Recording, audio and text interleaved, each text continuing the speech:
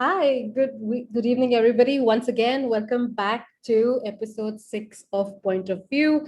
As you all know, Point of View is a conversational series which we've started in collaboration with ADI by the Cinder Bay School of Design.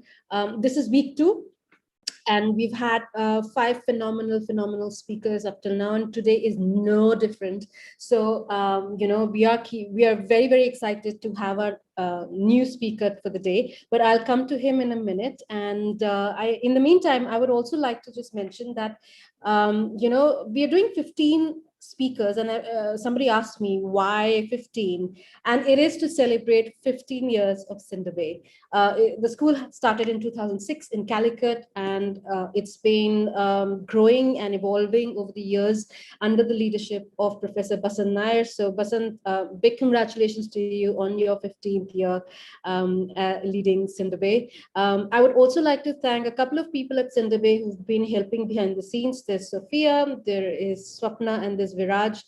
You looked at the video and all the graphics, and he's the man behind that. What I would also like to say is that as a collaborator, ADI is Association of Designers of India. It's a network and a platform for design professionals, educators, students to come on board and connect with a pan-India channel for designers.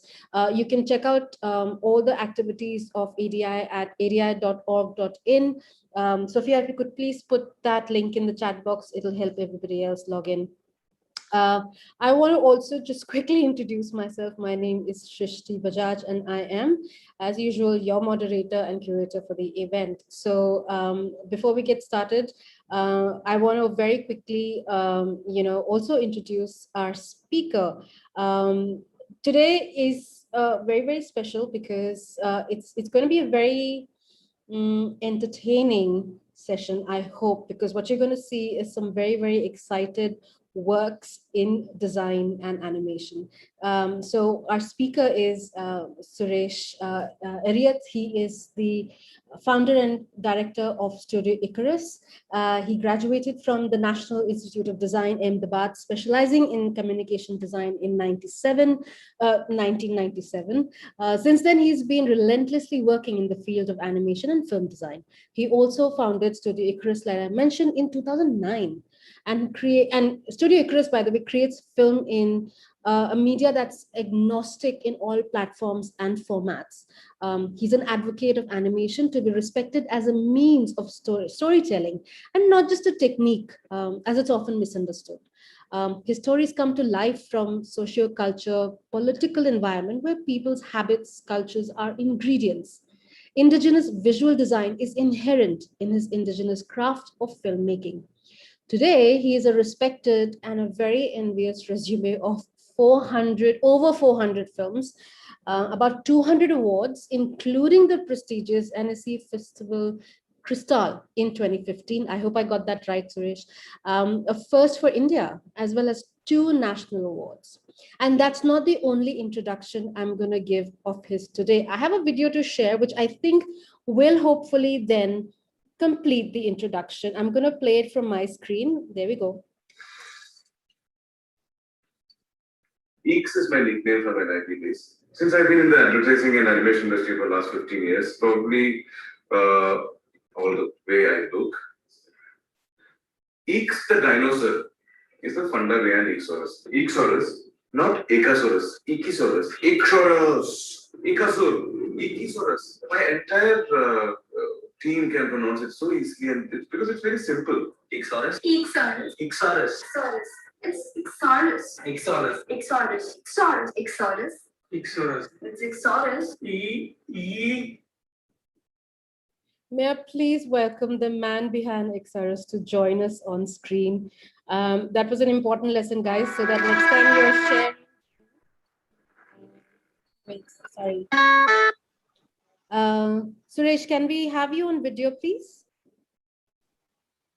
Hi, welcome to Point of View. Thanks. How have you been? Thank you, Srishti. Very well. Thank you so much. That was an intro. Yeah, to pronounce our company. Yeah, it was a nightmare in the beginning to get everyone to know our company's name. It is Ichsaurus. Yeah. So yeah, we kind of created a fun video to just show people and tell people what and how to sound, how to pronounce. Yeah.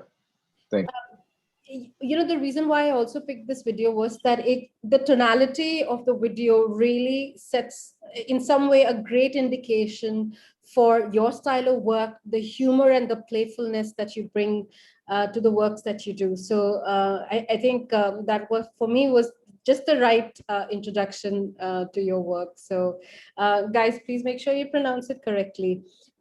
So coming back to this idea of animation and storytelling, of course, and for me, the very important humor aspect.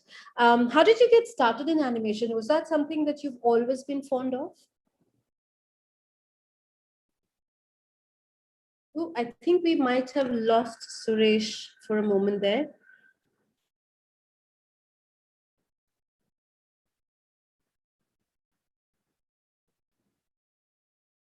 Hi, I think we lost you for a quick minute. Suresh, am I audible?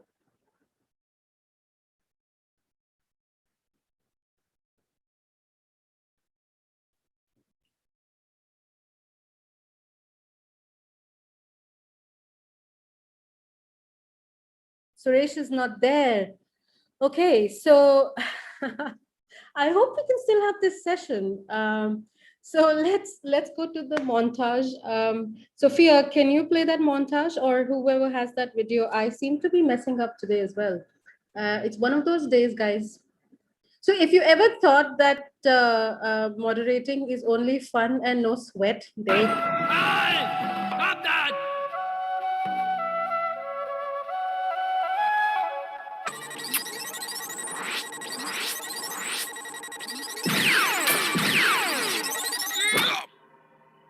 मेरे भोले बलम मेरे प्यारे बलम मेरा जीवन तेरे बिना ओ मेरे पिया है वो दिया कि जिसमें तेल ना हो. His car was right, battery was wrong. My Amaron lasts long, really long. Bolo! Last long, really long, last long, really long. Boys! Girls. चुन्नी चुन्नी चुन्नी लाल मंगवाई जो मैंने सैंडल लाए दरवाजे का हैंडल चुन्नी चुन्नी Chunni Lal If you lose mind, look in the behind.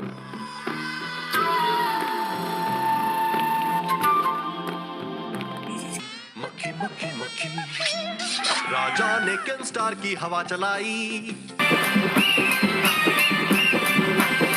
Doctor health guarantee 20 साल की मिलेगी और टैक्स की बचत भी केमिस्ट हेल्थ गारंटी 20 साल की मिलेगी और टैक्स की बचत भी কাই বিরে ঘড়ি না খালি রাবড়ি একটা ঘড়ি তো আছে অন্তত মার কাছে camera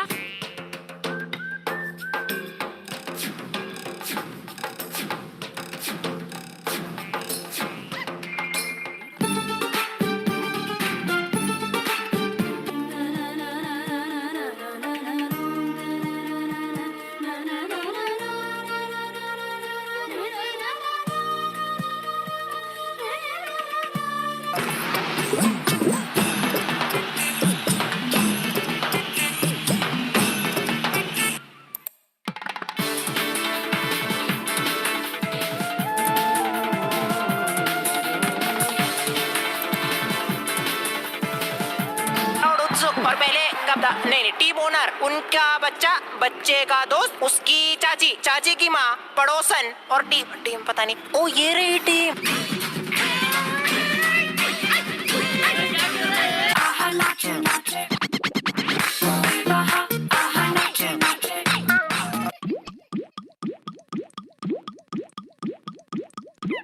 Sweet like chocolate, hold it in a bar, hold it hostage. Take a bite when you loving it, don't drop it. आगे बढ़ना है हर दम अच्छा काम हमें करना है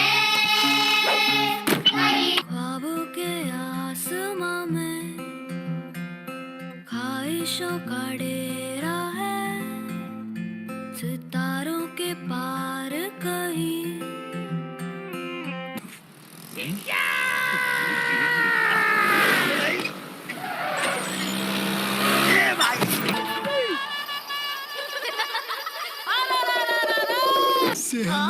my little friend.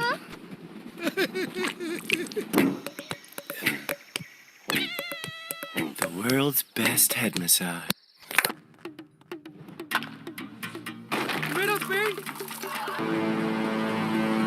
ओए रुक जा मेरे भाई. ऑफिस.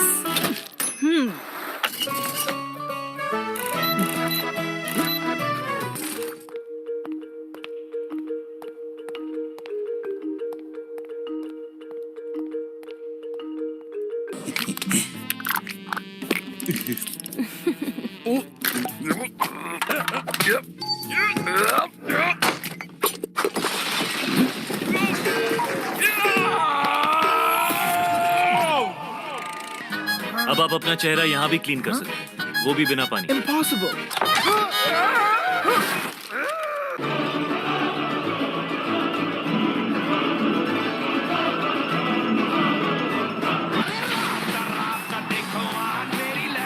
Selfie എങ്ങോട്ട് പോയിച്ചാലോ?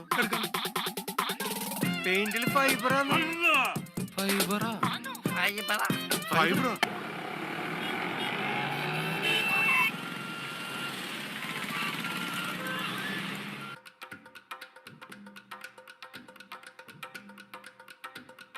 क्या मजाक है यार, क्या मजाक है?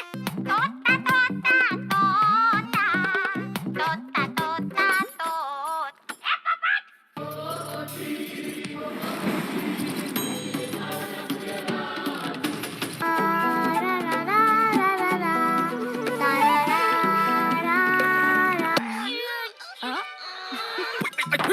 ओ तेरी. तू सॉफ्ट लैंडिंग में काम आएगा ना. ओ बैठ जी.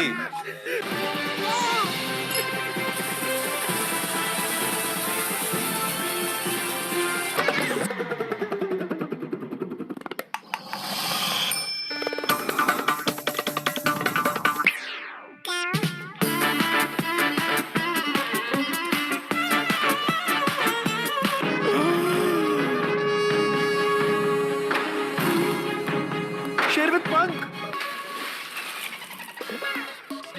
सर बादलों में मछली. ये कहाँ से उतरी?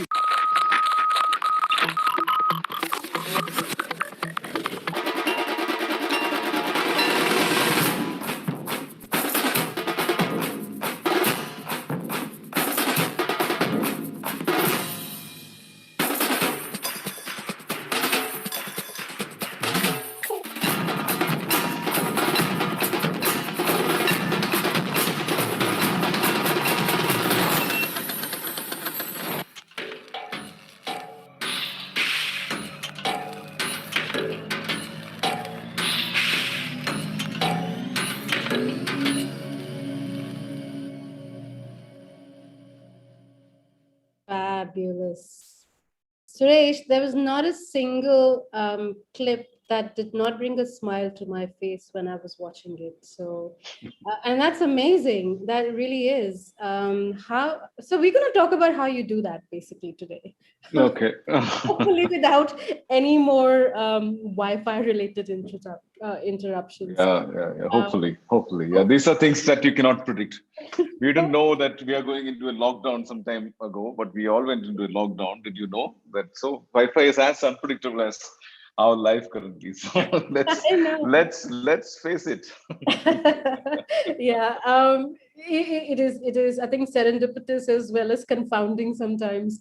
Yeah. But how does your journey begin, really? That's what I'm very curious about, because to be able to do all of that, be able to see human mind and psyche and reactions and responses that we see in your characters. How do you go about learning all of that? When did it all start for you? Okay, I'll probably have a small little intro, which kind of takes back to my roots, where I started, and that could kind of give a little bit of context about how I go about doing stuff. So I can share my screen. Yes, please. Yeah.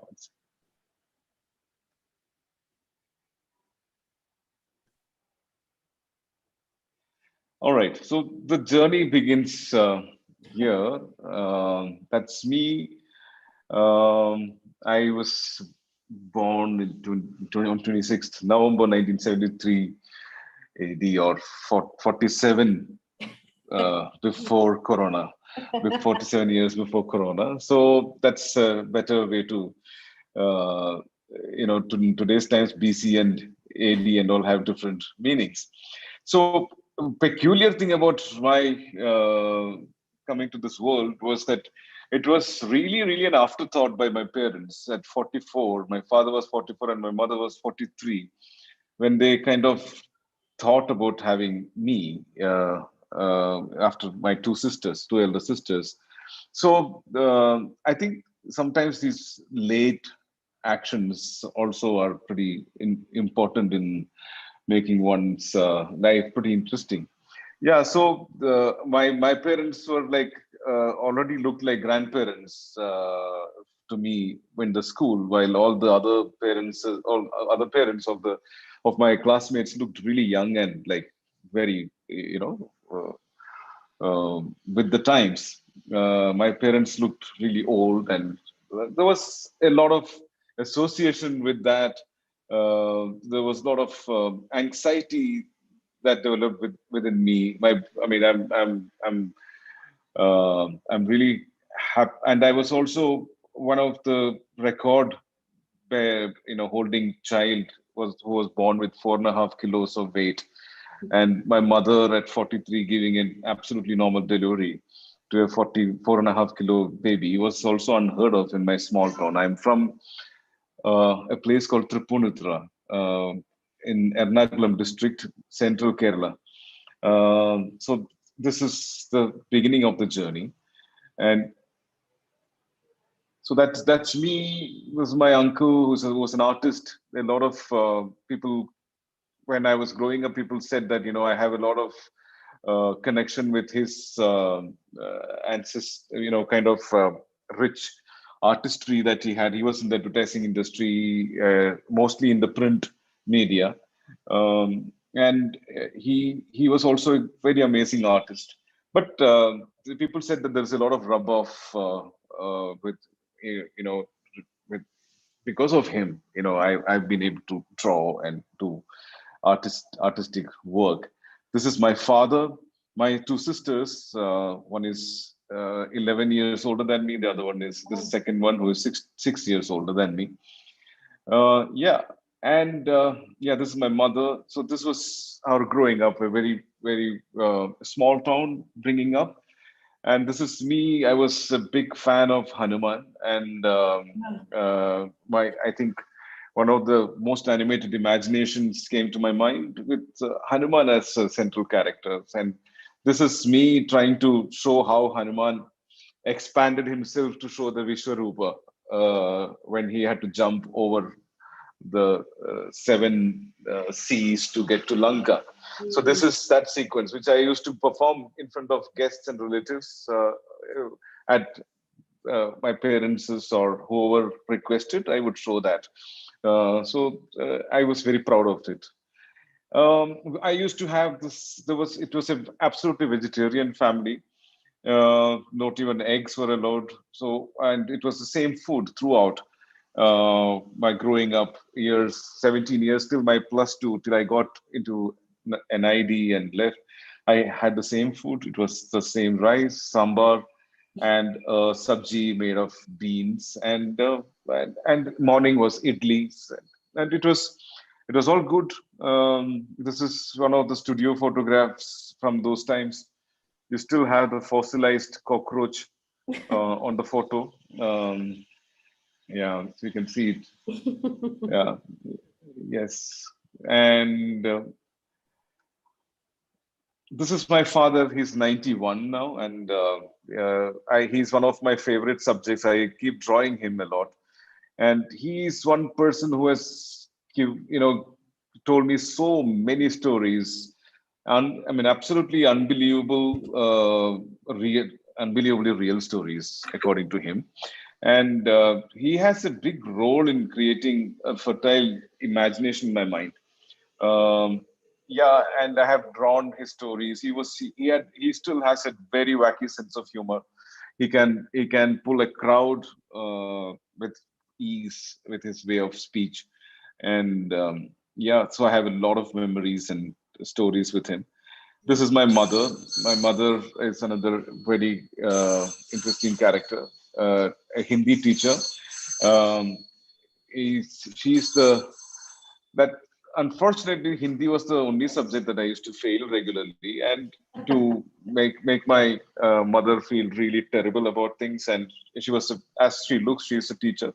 She's extremely strict. She's also 91, and so I'm very and of course, I used to go for watch Kathakali performances. My father used to take me for these performances late in the night. These performances start at insane hours of 9 or something in the night, and they go on till like 1, 2 in the mornings.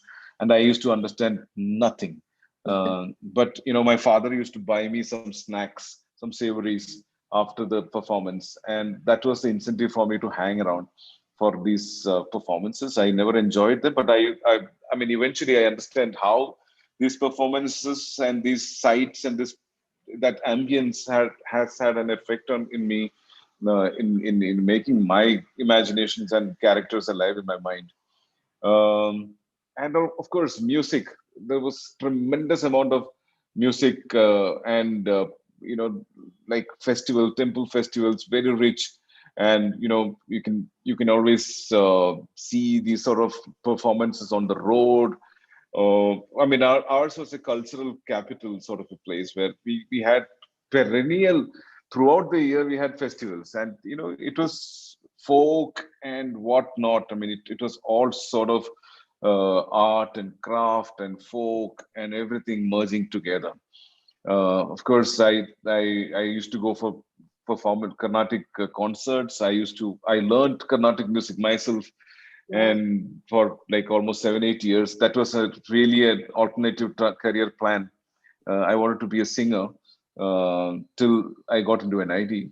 And these are some of the things that this is exactly outside my house. I shot these images. So, I mean, Kerala is known as God's own country for it's not a joke. So you can kind of see gods everywhere, walking around on the roads. So yeah, and if there was gods to help, and if I the small bribes of some few modaks and as offerings, I used to get pass marks in many subjects. So they were very endearing gods. They used to listen to you. So when you really cried in trauma, and you felt that you're passing just because of them for the longest of time. And I used to read characters. These are the characters from my father's stories, Hanuman, of course, and Tintin, and many other comics were all my companions while growing up. And so yeah, till I got into NID, it was all like I was living in a very fairy tale sort of a land, not knowing that it was something like that, really, to be honest, because only when you got out of that place did you realize that okay, this was one unique sample world where you were living in. It was it was not something that is because all my classmates, none of them had these sort of experiences in their towns and villages where they're coming from. So I knew that okay, I'm exposed to something very unique, and I am a specimen in that sense. So that was pretty clear. And NID kind of shook me up. Absolutely, it just shook me up culturally. In traditional thinkings were broken. My views about conservative views about things were broken, shattered in shambles, and education. To be really honest, NID was revolutionary in that sense for me. It really changed the way I perceived things. I understood things, where I understood relationships. The way I understood art as not just sceneries that you painted, and to become a keen observer, listener, and uh, you know contrary to many people's belief that uh, I could actually use art as a tool in my design process, and art and craft and film making craft and all those things became my ingredients and my skills and tools to communicate what I wanted and come up with solutions. So it was that 5 years from 91 till 97, uh, till I convocated. I finished in 96. It was completely path breaking for me, and it really changed me as a person. And I think that is ideally what education should do to a person. um, uh, yes, it gave me a huge amount of confidence coming from a small town in Kochi. Go to this institute and go out to Bombay, the hub of media and extreme competition, to set up my own shop and start a studio on my own and do things. The institute gave me immense amount of confidence, maybe a little too much. Like to think that I'm good, and that I could do something great, and all those things were just fancies in the beginning. But slowly one learned also humility, which was always there in the beginning. But the institute kind of boosted the confidence that somewhere you felt that humility is somewhere lost at some point for in my case. And yeah, and then you kind of learned it all over again, being real all over again. But again, go with the ethos that was the strongest foundation that the education gave, and go forth and just go for the kill. Never um, I never was afraid of failures in that sense, because failures were part of our process. Exploration was part of our process. So it was great in that sense for me to study at NID and go out and kind of practice, uh, and without any kind of comparison, or have some sort of a standards. Okay, I want to be like him, or I want to be like her. There is no such set kind of idea. So one was completely carving oneself out from nothing, which really worked a lot for me. Because if I was probably looking at someone as an idol, I mean, there are two possibilities, that I could either become better or worse than that. I can never be that same person, because so I never had that sort of a idol. Yeah, during studies, yes, you keep changing your love. I mean, not, yeah, idols. And so you keep changing. With one work you see, you get shocked, and you're following that person, you're an admirer of that person. Then you change, another thing you see, you just go, which is fine. I think that is okay. I still get admired. I still admire a lot of people's work, and like it keeps changing. When somebody tells me a story in an interesting manner, I'm an ardent fan of that person. Whether he or she is younger than me for by many years, it doesn't matter. But I think that openness has really helped me in doing what I'm doing, and believing in what I'm doing. So I think that is the core essence of education that gave that sort of strength, where you kind of explore and reach a conclusion or a vision, where this is what you have to do, and go ahead and do it with whole soul and focus. That was something that NID kind of gave us. And also it depends how people take, from person to person, it takes what you take home. But for me, that's how it worked out. It's very interesting. Sorry, I'm interrupting you right there, but I have a question. So, we've had 5 guests so far. We've had 3 who were accidentally into the profession that they did. So we have had 3 architects who were going into medicine and fell into architecture. Mukesh, we had earlier, and he said that he was in medicine and he accidentally fell into NID.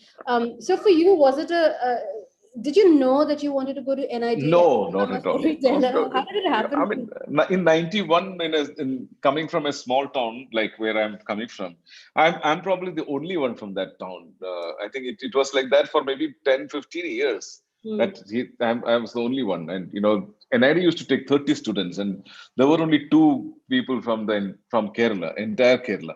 So I mean, so I consider myself very lucky that Hmm. I found that place. Um, it was absolutely accidental the way I found an ID. I mean, it's a story again.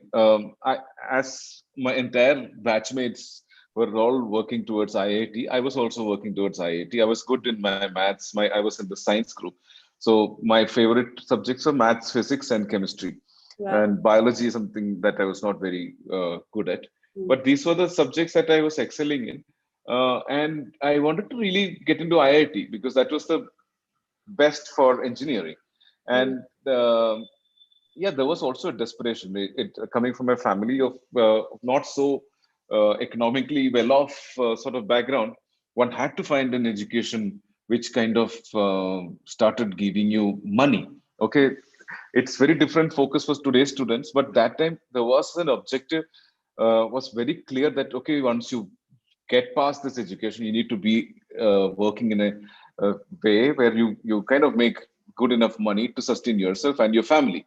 Yeah. So that is a reality. Okay, and so you kind of find any of these fields, and the design and all those things are the last things that you can imagine, and it never reaches you. Okay, and in fact, I applied for NDA, National Defense Academy. Wow. I wrote an entrance because I was so desperate to get into somewhere. So it just NDA or NIT, it doesn't matter, so it was that is the kind of mindset. I used to be going for many painting competitions, and while appearing in one of the painting competitions, after the painting is done, there will be a kind of crowd that will kind of look at all the paintings. So this happened when one absolute stranger came up to me and said that you should go to NID for whatever reason. And that's the first time I heard about NID. And this was in my 11th grade. Right. So, my father was very curious to hear him, and he approached that man and said, how do you get into NID? He said, you need to write, you will see an advertisement in the newspaper around October, and you need to apply. And that's the way. And because this was a time of no internet, no Google, no website. So, that only means was writing letters. So Hmm. my father wrote a letter to NID from wherever he found the address, and they responded saying that this is the advertisement you will find, and reply, and then you follow the procedures, and that's what we did. Hmm. And I got through it NID like that. So it was not really.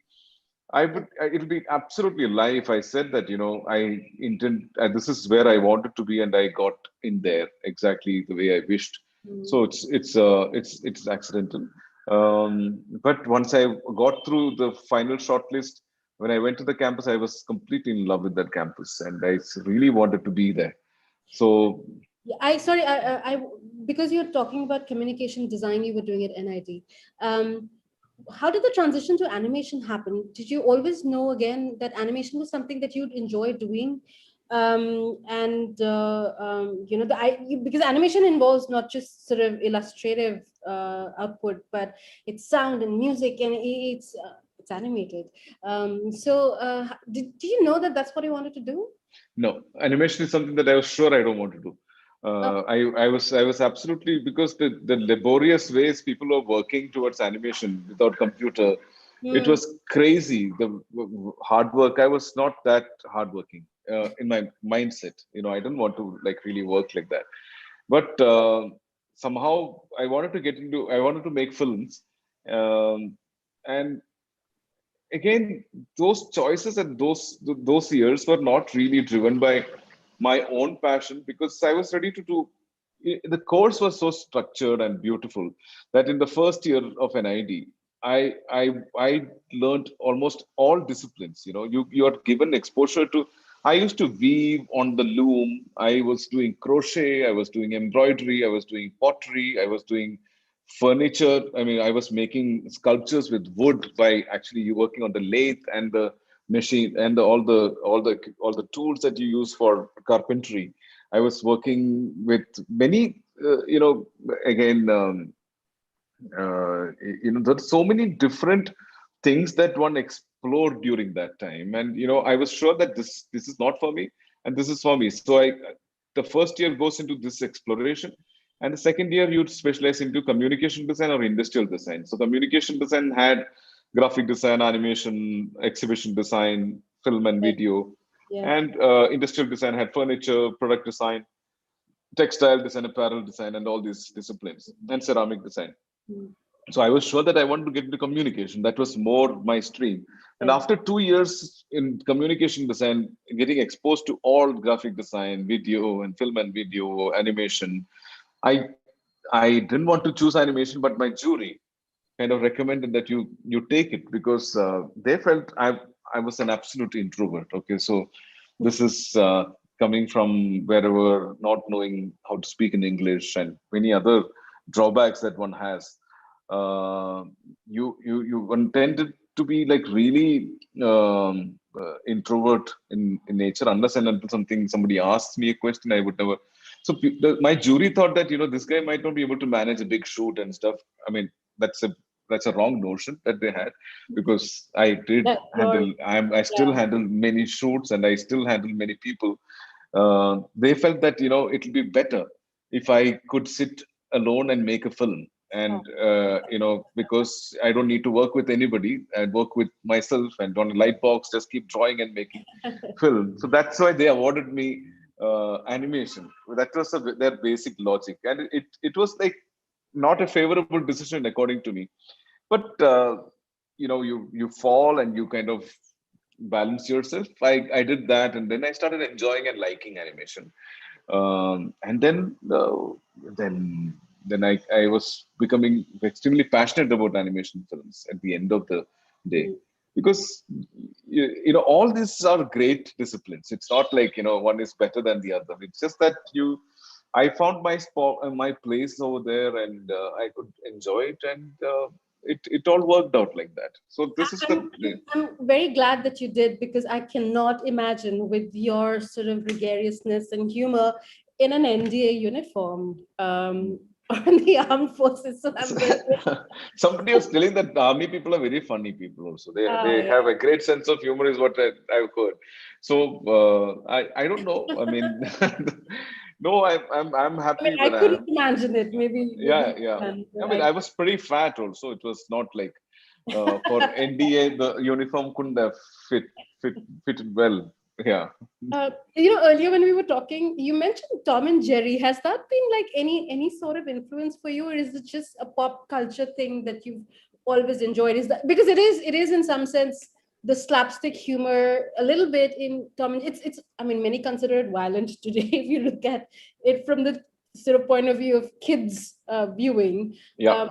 But growing up, or even during NID days, were there certain animations, or even in your early careers, that had a big influence on the eventual style that you've evolved for yourself? No, I was I was and I was never, and I'm still not somebody who leans more towards cartoon animation. Hmm. I find animation as a great storytelling medium to tell intense stories. I mean, not that I look down upon humor. No, not at all. I Not that I look down upon cartoon animation, Hmm. but I find animation as I mean, it transcends you to certain spaces that you can never travel otherwise in live action medium. Hmm.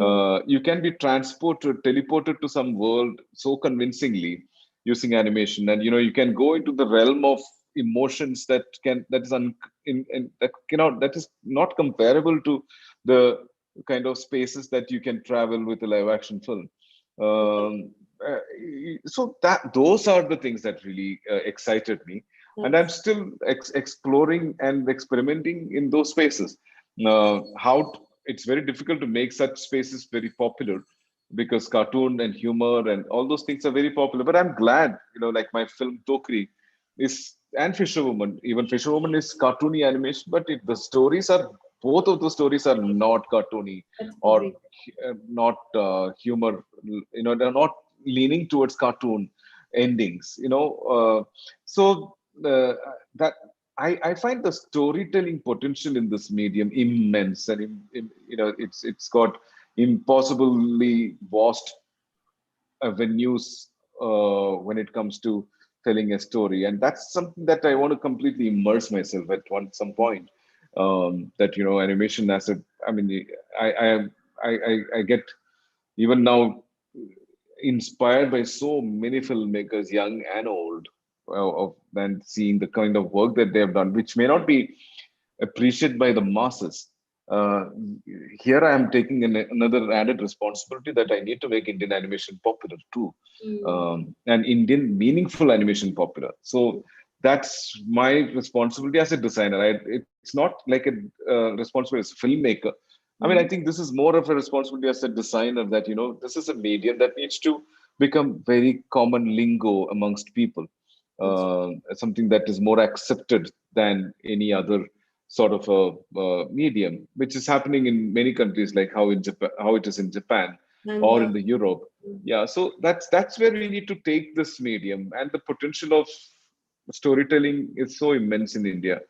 So that's how I see animation in a nutshell. I want to come back to two things. One, that you used a phrase that animation is not a technique, Yeah. and it's a way of storytelling. How do you expand? Can you expand on that? I want to understand that a little better. No, many students and many practitioners also in our Indian animation industry consider animation as a technique or a craft that they need to know. But I find animation as a storytelling medium first. And I'm not thinking that moving some objects or drawings is animation. I think I go beyond that as the purpose of animation. Uh, it just becomes very short-sighted for people who teach, who learn that, okay, if you learn a software to animate, you become an animator or an animation filmmaker, or if you draw really well, you can become but I think it's beyond that. Is what I consider animation as a medium. It is more a storytelling medium, and it is something that one needs to respect first and then learn the technique. Techniques are important, like any other medium of storytelling. Like if I'm telling you a story, I need to be telling, if I'm using words, I need to use the right words. So the choice of words, how articulately I'm kind of interpreting these events and telling you, packaging it as a story to you, is a skill. That but uh, for example, a story can be also written uh, with a computer or a typewriter. You can type, but if your typing speed is not something that talks about your storytelling skill, right? That's true. You type very fast, but you're a great typist. You can or you can work on the software like crazy, but can you tell the story? Or can you write a story, brilliant story, because you're very skilled with your words, your typewriter? I mean, people who are well versed with words, can they tell stories? Not every time. That's true. That's true. Not all those people who have done MA and they're absolutely fluent with English language and words need not become great writers, right? So the content is something that I'm more leaning towards than the skill. Skill is essential, but to call skill the skill as the total, as the essence, is wrong. Agreed. Okay, I understand. So here, holding that thought, I want to bring out our poll number 2, because I also want to know from the audiences, when they look at an animation, where do they focus first? So can we have the first poll, Swapna, please? Or Basant, I don't know who's our puppet master today behind the scenes. No, poll number 2, please.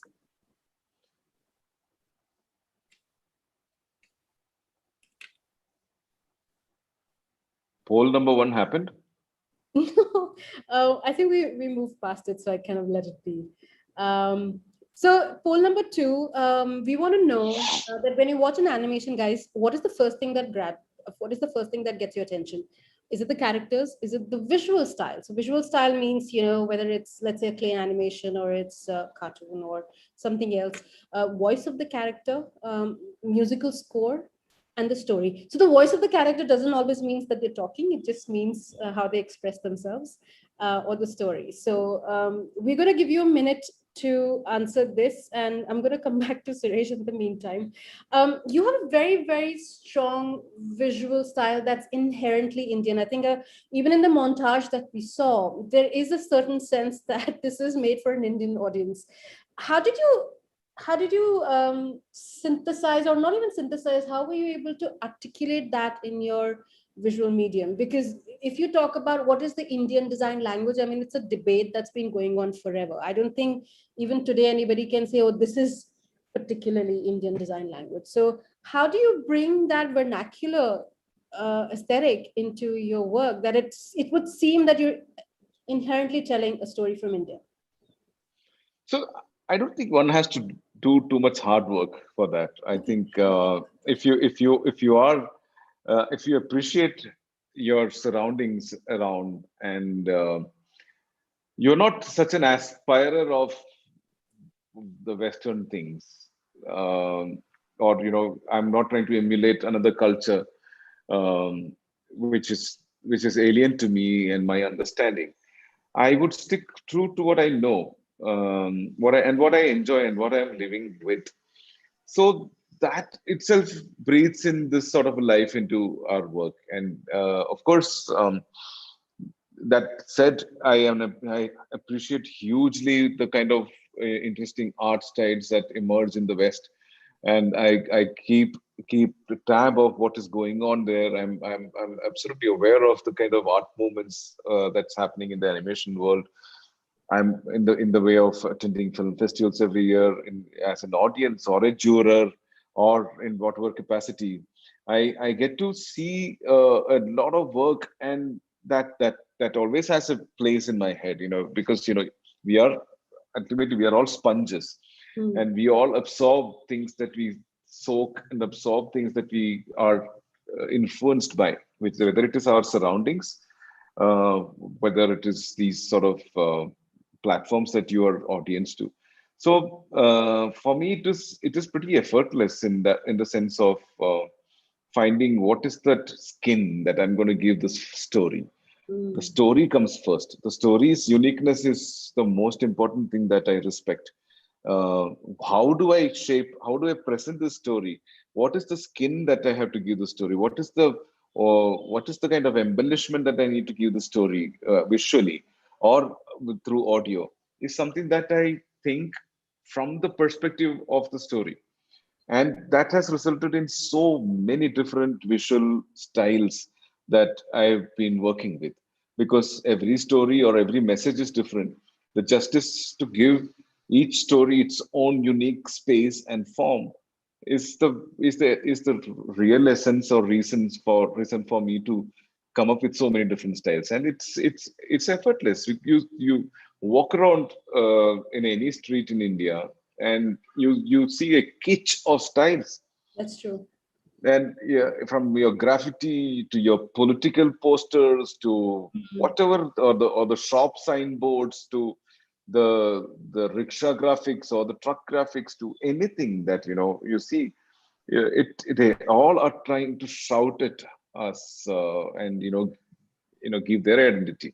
So it's pretty much easy for us to That's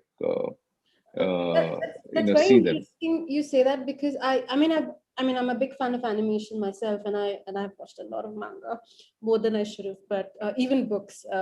There's always most artists strive very, very hard to develop a unique style of their own, and you've completely sort of smashed at least that ideology and kind of gone with the story being the protagonist for everything that you've done, and that I find very, very interesting. And your the fisherman and the tuk tuk, for So, example. but yeah. Fisherwoman. Yeah, she looks like a man, but yeah, she's fisherwoman. Yeah. She is a fisherwoman, and I think we do have a small clip of that, and maybe we should play that next. Next, just to kind, I want to share with the audience the visual style that we are referring to. For me, it when I watched it the first time, it felt like you'd taken an old style Bollywood poster and animated characters out of that. I don't know if Yeah. that's the inspiration, because that's what it kind of comes through. I How mean, do you when, think, okay, for this story I should use this style? um, so I yes, there was an influence of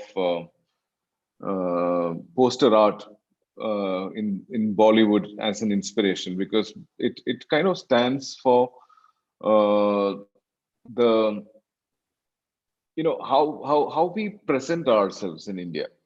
I mean, you may not be the happiest person when you compare the world standard of living and stuff, but there is so much of celebration of life, and to this whole spirit of taking the day as it is, as it comes.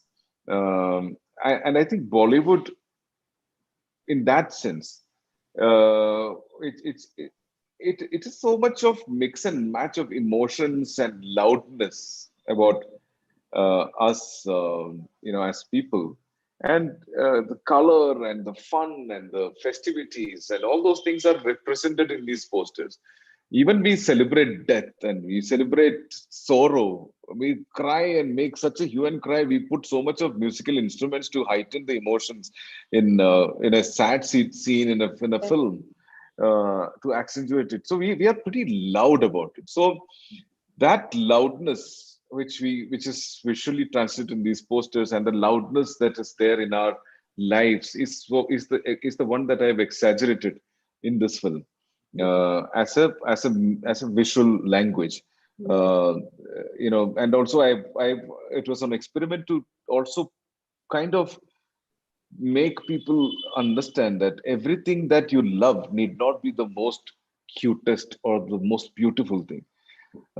This experiment with Fisherwoman and Tuk Tuk has kind of made me realize that conventional beauty is what people kind of attribute for any good heroine or animated character. They Yeah. have to be very beautiful, they have to be very perfect.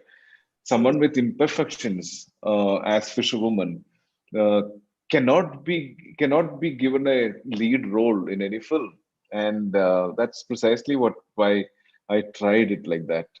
The way the character comes across, and I think I can maybe show uh, Do you fill have a, the yeah, song sequence. Maybe okay. you can see. Do you have a link of that? Because the one that I have is I think a trailer of the short. I don't have the song sequence. Will that work? Okay. Will I play that?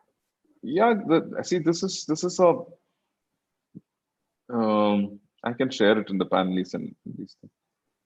Um, It's just a song from the film. I think everyone can watch it, okay. or you also play it.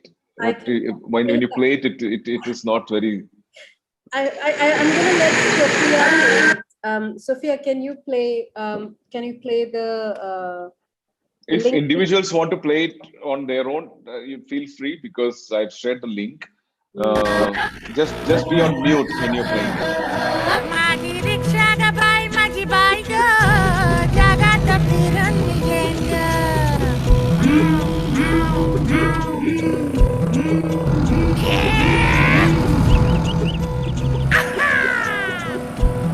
चांद ताऱ्यांना घेऊन मी येईन ग चांद ताऱ्यांना घेऊन मी येईन ग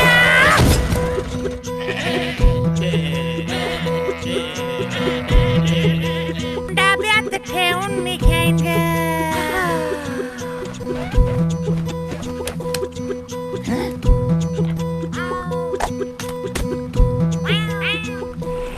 दर्यावरती ग जाईल माझी बाई ग हे, यम, यम, यम, यम.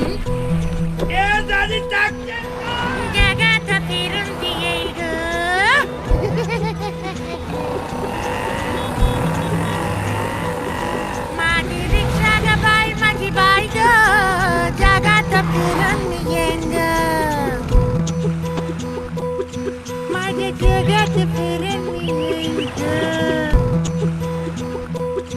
Mas chega de piranha.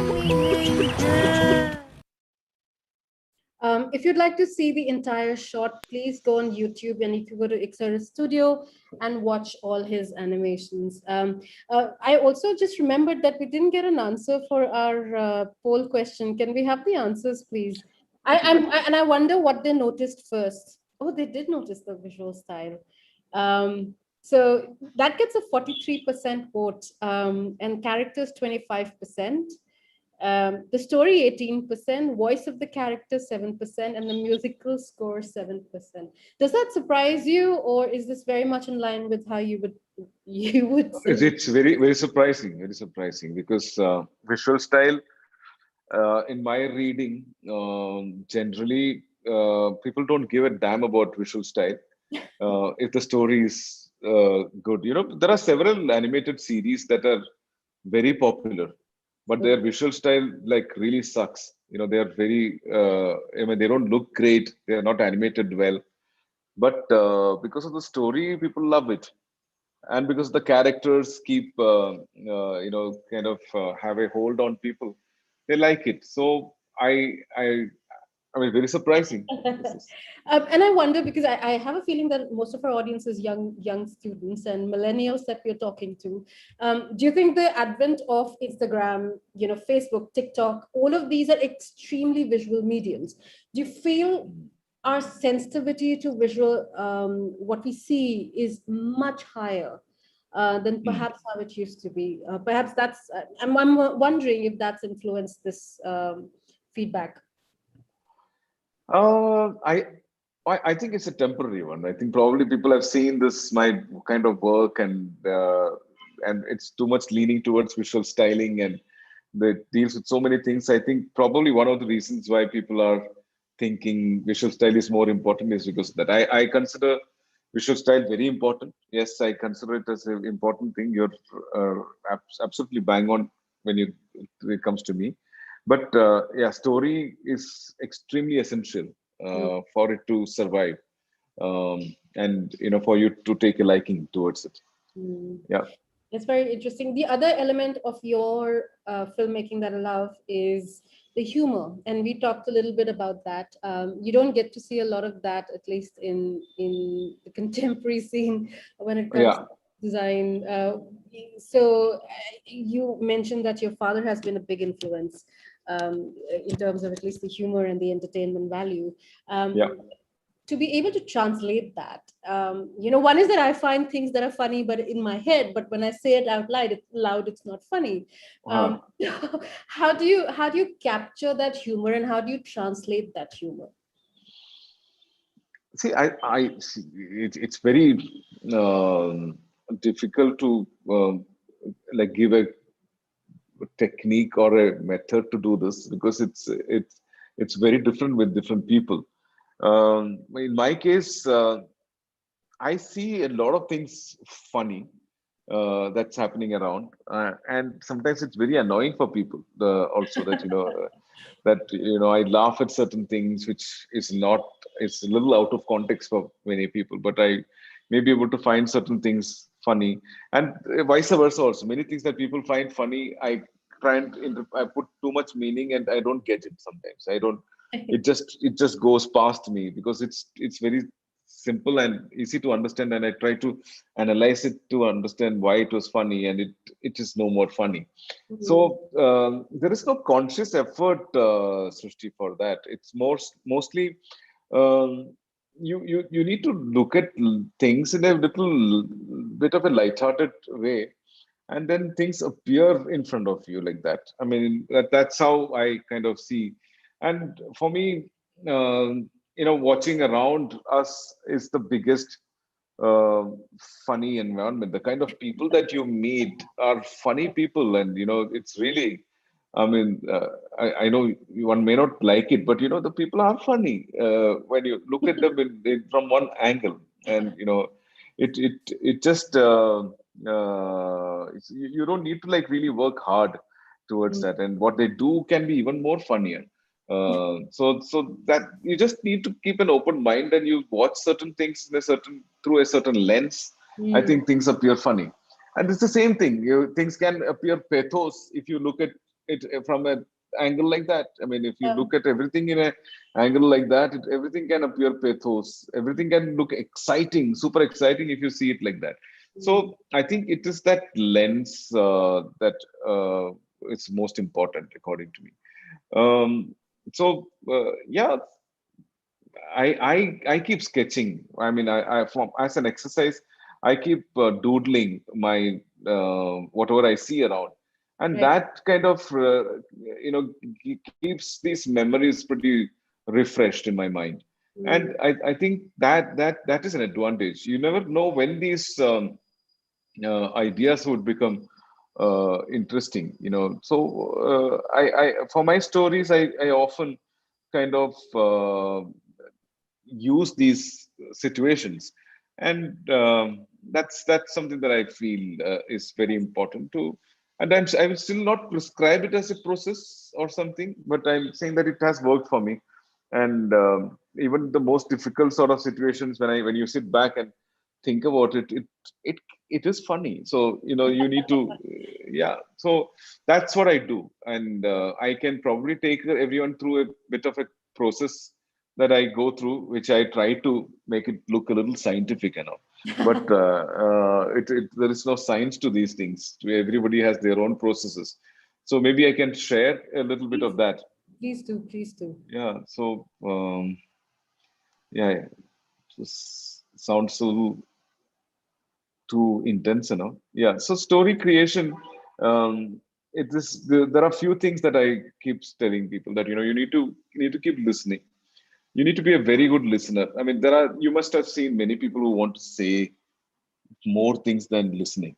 I mean, we come across such people who, when you're trying to say something, they'll cut you and they'll tell you things. The first symptom of non-listeners is that they're not interested in what you're saying, but they're more interested in making themselves heard.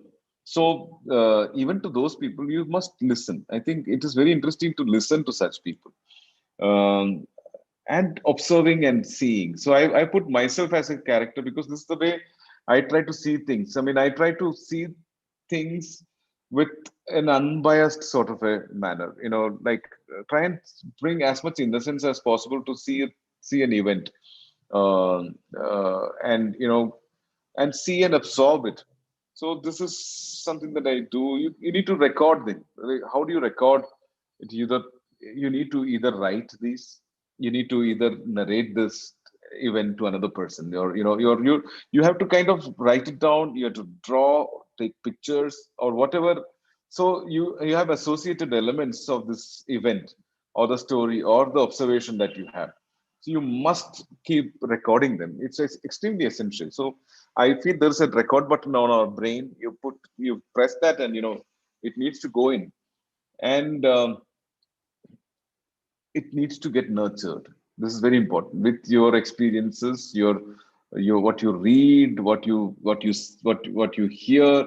So it needs to also get fermented in your mind as in time. So events that you see are precious. You record them, and then uh, you kind of mash it up in your brain. It's almost like you're doing a mix of these things mashed up, and when time comes, you may be able to share these stories in whatever way. I think sharing can be in any form. Some people write novels, short stories, some people make films, some people make comic strips, some people create, they do stand-up comedy, or whatever form you must share it, because sharing makes it even more richer. Sharing stories make stories very rich. So that is something that I do. So there are several um, uh, films that I have done based on these sort of ideas, and I feel most importantly, when I go out, and Fisherwoman and Tuk Tuk, or any of these stories are from reality. I mean, they are all from real people. Tokri is from real people. For those people who haven't seen Tokri, I've shared Fisherwoman and Tuk Tuk here. I'm also sharing Tokri, the link to Tokri for you to watch it. There are on Ixorus's channel, you will find quite a few links where you can see even the making of these films. So please watch it when you get time. These are 10 minutes to 15 minutes sort of films. So I've shared Tokri there. But all these are from real stories. Yeah, I'm going to share a couple of stories with you all, how I draw and share them. So this is I used to go for early morning walks, and this is about a dog called Pedro. I mean, this is during my walks on Juhu Beach. I drew this. So this is one really rowdy dog. Okay, with the Vodafone commercials becoming popular, a lot of people indiscriminately bought these pug dogs. And they didn't know after a point of time how to maintain them because they're high maintenance and stuff, and they abandoned a lot of them, which is very sad. And so there was a stray pug that was roaming around on Juhu Beach, and he was doing a lot of jumping on other dogs. Whether it is domestic pet dogs or stray dogs, he didn't care. He was one really nasty, rowdy fellow. And I was watching this guy, and there is my dog is a simple beagle. His name is Doofus. We call him Doofy. And slowly this pug jumped on my dog. I mean, jump meaning he just pounced on him. And my dog is very tolerant, and he hasn't seen this sort of a sample dog before. It's a different sort of breed. It looked like a puppy to him. So he was a little kind till he came to know that his intentions are bad. The pug's intentions were bad, and he thrashed him nicely. And I felt very nice. This is how one should deal with the miscreants on the road, and all these molesters. So this is how you should behave with them. And Doofy was really keeping myself very happy and proud as an owner. So this is a story that, I mean, the event that happened could be a second of whatever happened. But there is a story within this sequence, and it depends on how you see these stories. What I do is I draw these and I share it. And when I share it, it gets to many people. Many people interpret it differently. The story becomes richer and richer.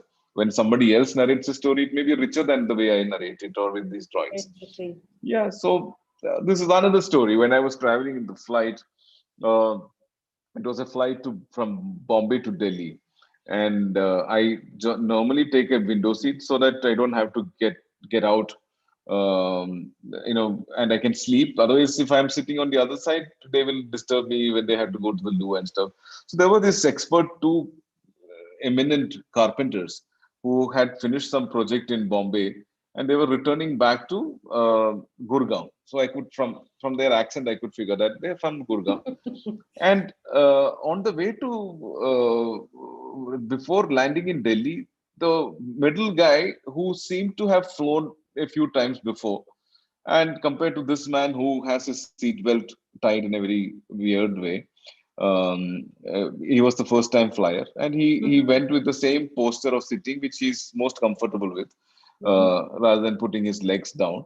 He had kept it on the seat itself, and the other guy was kind of demonstrating what is the flying like. He was explaining to him that that's a pahad, that is Himalaya dikh raha hai. So from before you're reaching Delhi, when you're flying over Rajasthan, this man kind of conned this fellow by saying that there is Himalayas on the other side, and we are flying at 36,000 feet, and there is no way you can see Himalayas, and it was just a cloud, which he kind of conned this man by saying that is the pura Himalaya dikh raha hai udhar अच्छे से, and he kind of conned him nicely. And he was and I could see that it is somewhere near Delhi, and this shaped cloud was, according to him, Himalayas. And then it was kind of bumpy ride. Okay, so he was explaining. For this, you didn't need my explanation. He kind of came out with his own theory that Mumbai से एक डोरी लगा हुआ है जो दिल्ली तक जाता है, वो डोरी में वैसे काफी क्लाउड सोर्स लगा हुआ है, और उसमें जो प्लेन जाता है वो ठीक से नहीं लगाया वो लोग. It's not like really properly, the road is not proper.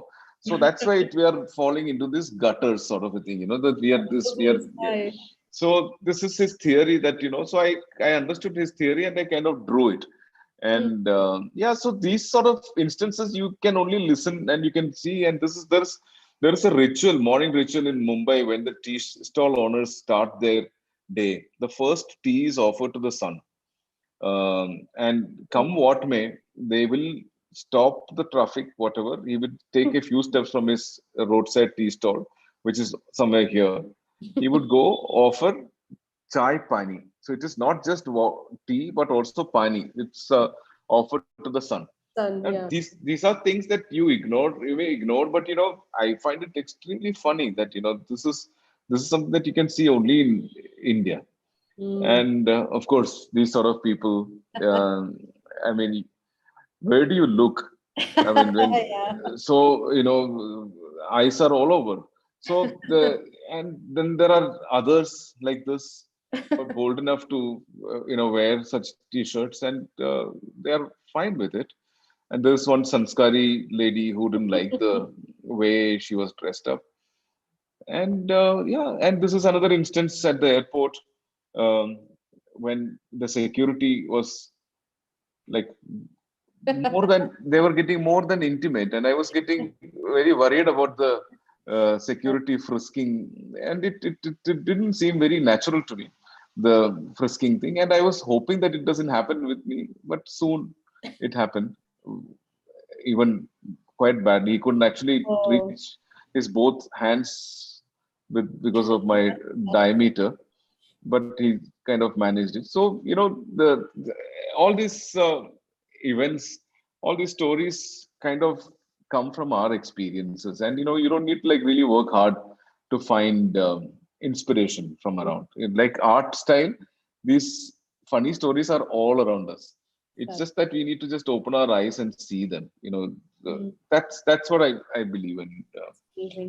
So I have two questions for you and one for the audience, and I'm wondering which should I bring first. I'll stick with the questions to you because we're also running out of time. What do you feel, if I say for the next 5 years or 10 years or 2 years, what do you feel are the more important stories that still need telling in your mind? Stories that you have been wanting to tell and would like to tell in the next few years. See, for me, there are stories that really I get influenced by many stories. So many times I start some project and maybe go ahead for some time and abandon it in midway, or sometimes I go full hog and make them. So for me, there are so many stories. There's no dearth of stories in India, and I find it important that we tell those stories with absolute authenticity, not trying to tell these stories, let us tell these stories to Indians first. Let's not think about the global audience or this or that. Let us tell it nicely and make it also something that is endearing to our people.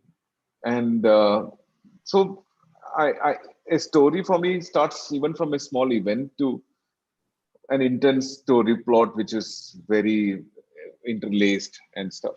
So it doesn't matter what sort of stories I want to do. I want to do several stories which I'm working on, quite a few of them.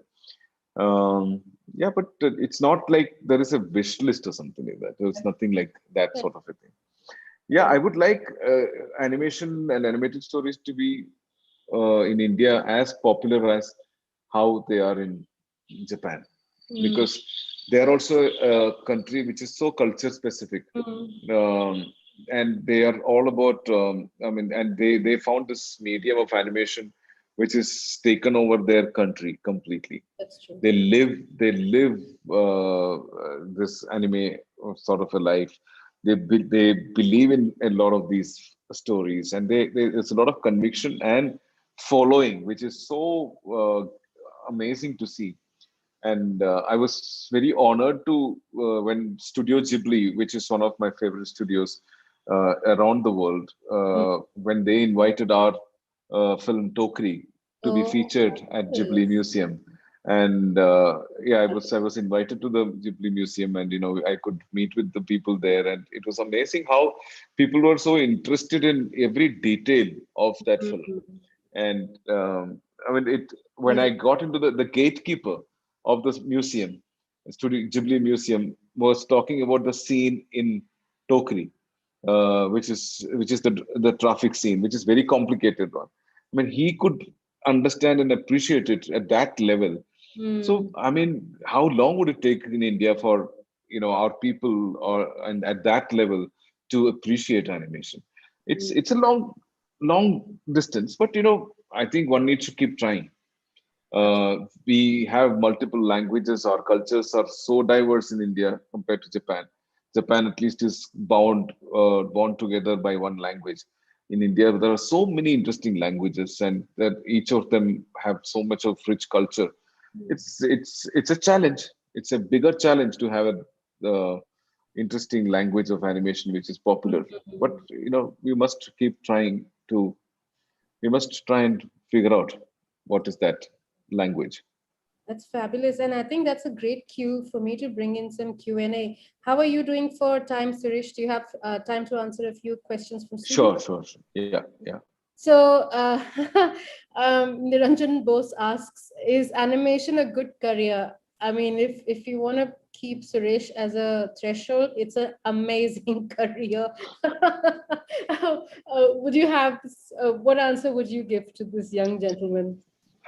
See, I feel it depends. If you are interested in telling stories in animation, it's a great career. It is. You're not bound by anybody but you. You are the only person who can stop yourself from telling stories in Mm, animation. It is laborious. It is hard. It requires a lot of hard work, but it kind of gives you immortal results. Like I was telling you the earlier day. I mean, your Mickey Mouse is 92 years old, yeah. and it is still going really well. It's still popular, and your characters are immortalized beyond you, because unlike human beings who are made of flesh and blood, and the films made with human beings, which are again made of flesh and blood, there is a certain amount of decay that happens with living forms like us. But Mm, art is something that is immortal, because it's not based on a decaying thing. It grows on you. It keeps growing. So my theory is that animation is something that allows you to create immortal art forms mm, and stories, and nobody can stop you other than you. And it is only getting more and more popular in India. that's true. So it's definitely a good career. And there's no, I mean, but it depends on what your priorities are. If you're looking at minting a lot of money, you would, but you need to give your due time and energy and everything. It's not like, but that shouldn't be your priority. I don't think that should be your priority. You need to find something that you can do really well, and everything else follows. Everything else follows. You need to do your work well, and you need to produce something great. That should be your motto. That's Rest will follow. I wanted to also bring in you have an incubation studio where you pick one candidate for every batch, it seems, right? Like Uh, every year or every year. two, we kind of support and mentor one student who who he or she who has extraordinarily um, uh, talent and enthusiasm, uh, and passion to push forward and do something in animation. Mm, Our criterion have just become more stricter, because it needs to get someone to do something great at the end of the day. And that for that, the person has to have a lot of perseverance, a lot of patience, and a lot of skill too. So people who have interest in making amazing short films, we will mentor them, we'll support them with professional guidance and professional artistry, and we will make sure that the film that they make is really, really Ixoras class. Amazing. So guys, try your luck, be good, and definitely find good mentors for yourself. Next question is Aditi Dhar. She says, "Hi Suresh. Throughout your incredible body of work, what has been the most consistent source of inspiration and joy when it comes to animation and storytelling?" I think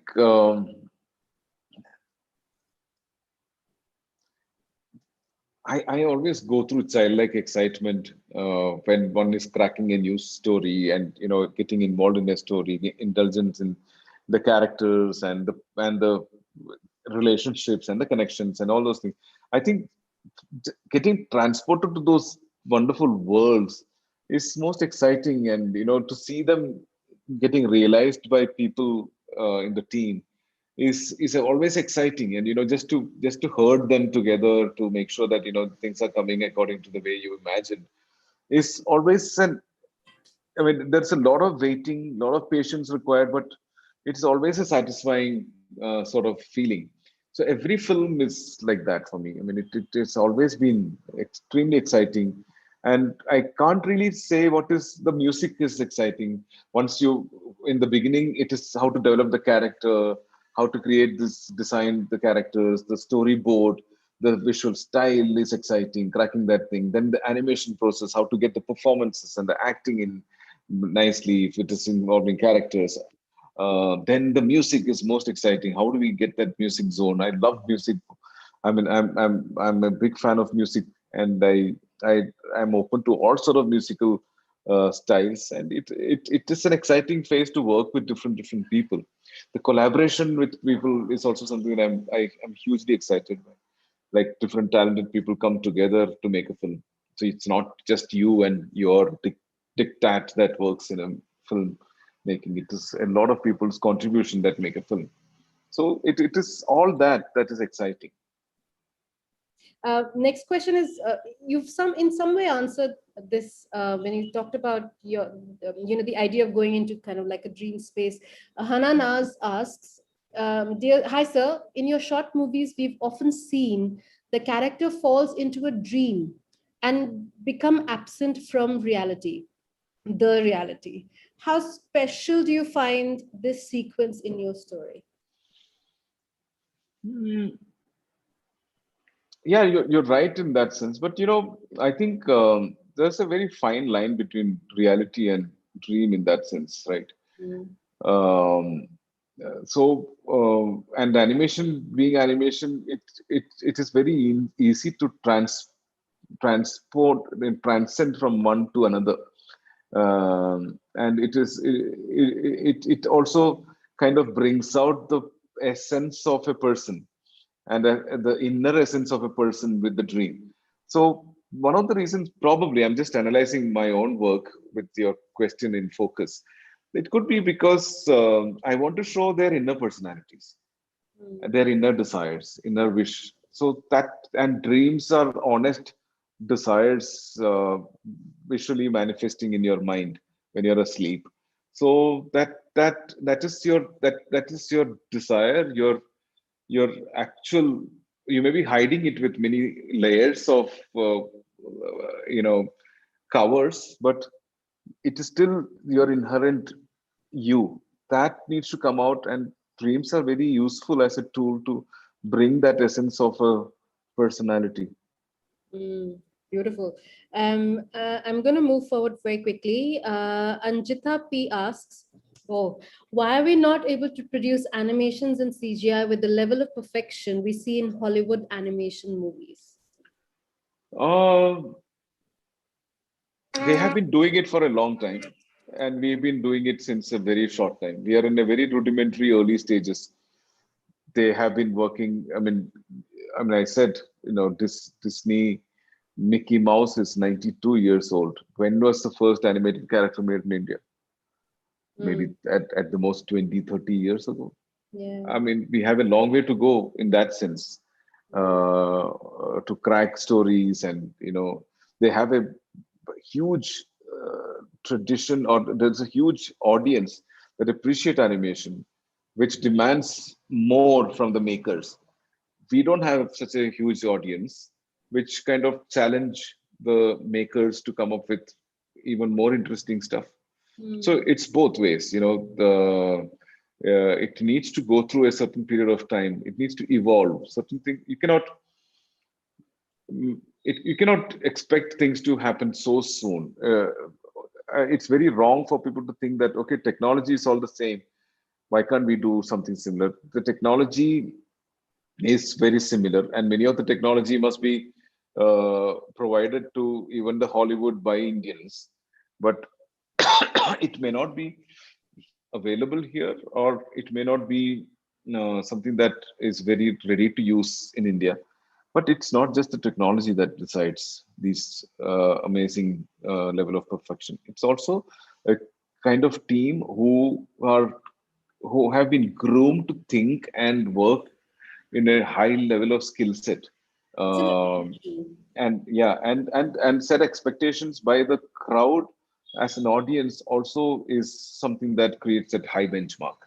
So it works in different levels. It's just not the capability of the filmmakers alone that is forbidding us from the kind of perfection that you are seeing there. We may be able to come up with another kind of perfection which is not similar to Hollywood, which may be complete in that in one sense for us. That's true. When anime was created by Japanese, people found it very jerky compared to Disney animation, but it was a language which is wholesome for the Japanese. And today, that is something that is universally accepted by people as high level of perfection. So it keeps these parameters keep changing. I hope something like that happens for India. Fingers crossed. And Mariam's question is very similar, so I'm going to bring that up. She's asking, do you have any opinion on what kind of stories interests Indians? It's very difficult to say that Indians in general, because of our wide variety of cultural diversity, because of the language, the region, our food habits, what we eat, how we smell, everything matters. We are all every for that matter, every fart is different smelling here. I mean, it's not. It's so much of diversity in our country that it's very difficult to come up with one language. I mean, in Punjabis, you guys in people do a lot of dance and halla gulla for weddings. It's much sober in Kerala. They cannot dance for like that. They cannot be such flamboyance cannot be there in a wedding. It's different in some other. So cultural contexts are so different. But if you look at it from one lens, somehow Mahabharata, Ramayana, and all are very popular across the country. These are something that I always call as the manga of India. It's just that we are not creating any more of them. We just are living and comfortable with these two. And we keep deriving more films and more names and stuff from these because we feel that this is something that the entire country is aware of. So it may be easier for everyone to digest. But that's where we kind of challenge ourselves. I think people are open to new things. I mean, I never thought, Fisherwoman and Tuk Tuk like a film could get 2 crores of views uh, on YouTube, which is something that one cannot imagine. It doesn't have any of these mythological characters or any of these things. It's a very mundane story, which is it's an underdog story, and it's also very different. So I don't think um, people will like simple, connecting, emotional stories, and that is going to be a universal character for acceptable stories, I think. Um, yeah, I mean, I because of the lack of reading culture in that sense, Like in Japan, they have a strong reading culture of manga, but they have one language. Mm. And it is wrong for India to have one language in that sense, because it's so much so diverse. Yes, I was, and I think that's the beauty of it. I mean, in Japan, when you Absolutely go the beauty of it. yeah, in metro stations, even the advertising posters look like manga. So it's just Yeah, that. yeah. Uh, Absolutely true. I have maybe time for one more question, and I'm going to take this from a student because I think this worries a lot of students. Uh-huh. This is an anonymous attendee, but they're asking: is drawing skill necessary for a designer animator? I think so. I feel drawing is extremely essential because you're working with a visual medium. Hmm. When you're working with a visual medium, expressing visually is extremely essential. Hmm. Translating your intangible ideas um, in definite forms is very essential. Your words are open to interpretation, but once you kind of put them down on paper, they are pretty much clear to the entire team. And when mostly in our field, we are working with always teams. We cannot jumble up with words, and we cannot make everyone interpret words differently. And you know, words are quite blurry borders, Yeah. but visuals are not. Visuals are pretty much clear. So you need. I feel drawing is very very essential according to me. I mean that's something that we take as a very strong criterion to hire people in our studio. Mm. You know, as they say, an image speaks 1,000 words, and Yeah. I think the the number of animations you've done, Suresh, and and you keep doing, and I think there's a lot that is said through your movies, and I invite everybody to check out every single of Suresh's work. Story Icarus, there's a YouTube channel. I've posted a link in the chat box. Please go and see it. And I'm going to squeeze in one last question because I'm getting very greedy. I love hearing you talk about so many interesting things.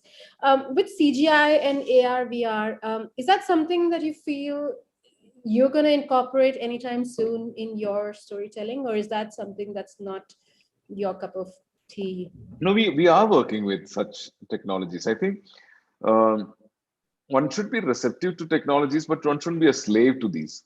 They are offerings to make things better and increase the reach of certain ideas.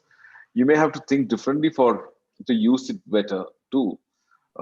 It's almost like when you're working with oil paint, you don't generally draw like how you would use charcoal.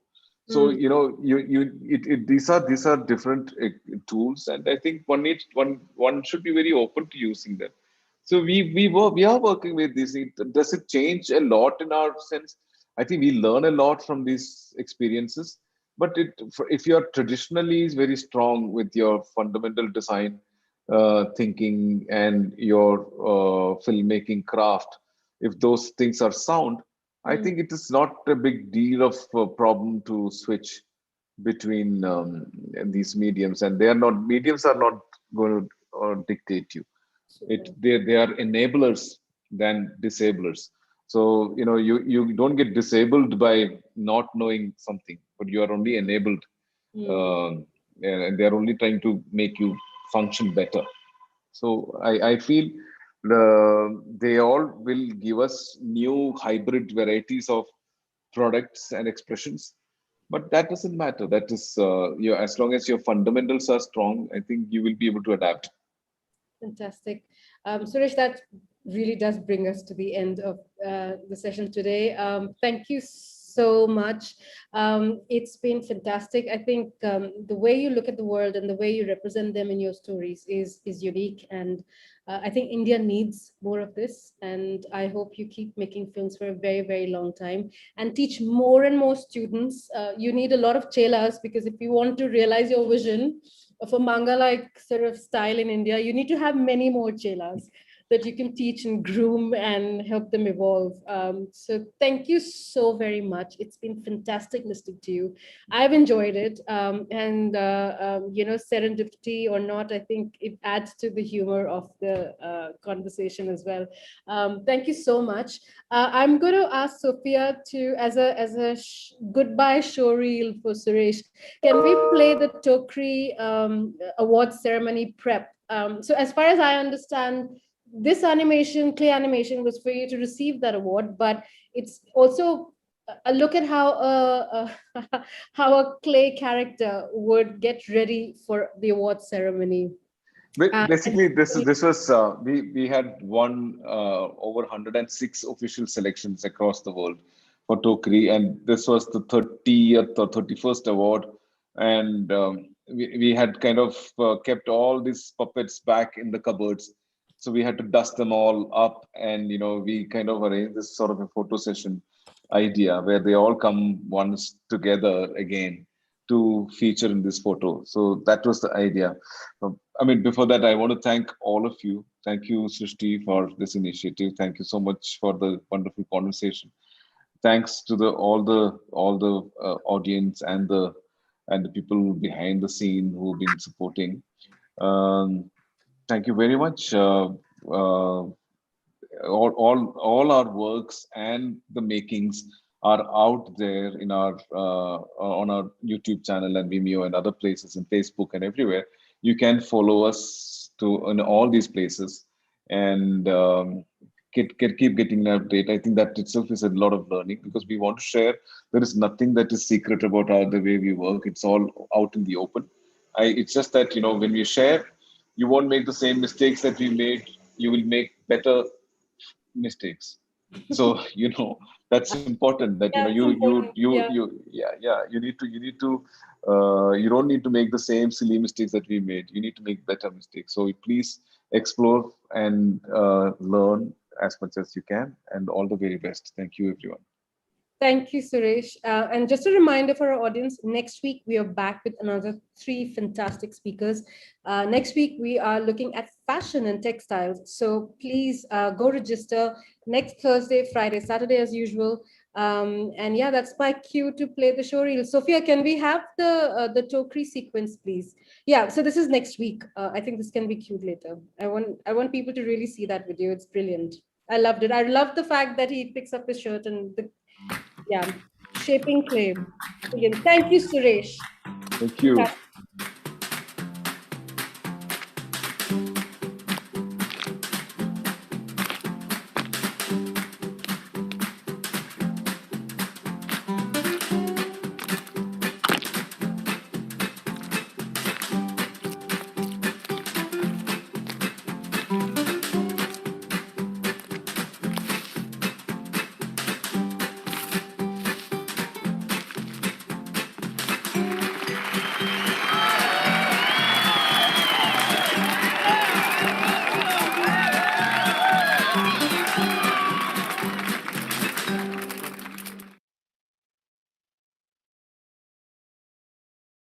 Goodbye, everyone. Good night. Bye. Bye. Good night. Bye, Night, everyone. Suresh. Thank you. Bye. Cheers. Bye.